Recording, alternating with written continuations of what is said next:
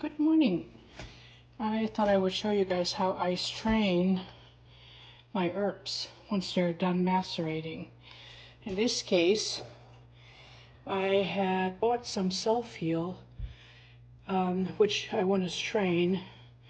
I will list some of the benefits of this herb in this video, but the way I do it is I pour the herb right into here, just like this. And then what I do is I wash this jar and I press it with this. The handle comes down like this, and I press it out. It goes into this tube, and I run it into a pitcher or container. And then when I press out the herb, I get about a third more of the alcohol that has been macerated by the herb. So in the past I didn't use this press, but I bought this press on Amazon. It's one of the most reasonable ones there. The only flaw it has, this thing is kind of wobbly and I have to keep tightening the screw, but for overall it's a really good press and it's reasonable to buy. But this saves you're not throwing away too much of the herb that is still soaked with the alcohol, the macerated alcohol.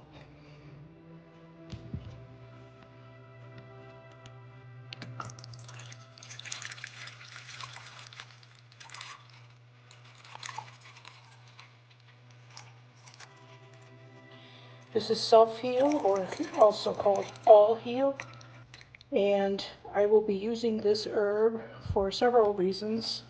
One is inflammation, one is also beneficial for people with other conditions. I will list those in the video.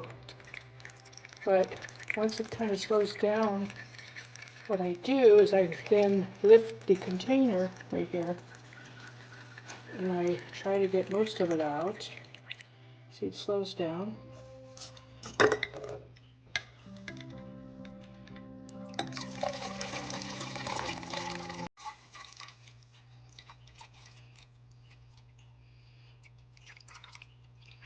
Now the rest I will still press with this press.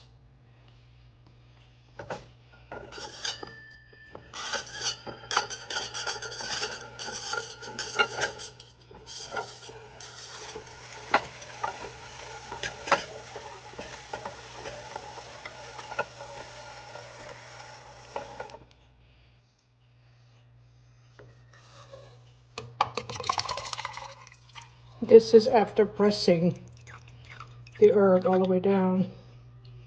This is several more doses that before I would have thrown out, but now I'm saving it. And alcohol is not cheap, so this is how far down I pressed. I closed the tube. It comes into a tube. I closed the tube with this little clippy. If you don't, as you're pressing, it will just come out all over the place and it will not be directed towards the container. So I've learned to always close it with a little clippy. Ask me how. After pressing it out, this is from a quart jar, I then pour it into a container. These containers had previously organic olive oil in them, and I like them because they're dark. I now pour the tincture, the macerated alcohol tincture, into these containers, label them, and then put them on my shelf and use as needed.